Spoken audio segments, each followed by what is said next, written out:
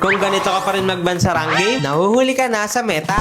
Tulad nitong Ban Nana, Ban Saber, Ban Popol, at lalong-lalo na to, Ban Estes. Kasi hindi na sila uso or hindi na sila meta. Sa 10 nga na nag-ban dito, ang pinakamagandang binan lang ay si YSS, Fanny, Lapu, Ruby, at Angela. At yung mga hindi ko nabanggit, pwede mong palitan. At bibigyan kita ng mga listahan ng mga magandang iban ngayong season. Unahin na natin sa mga explain. Ang magandang iban, Hilda.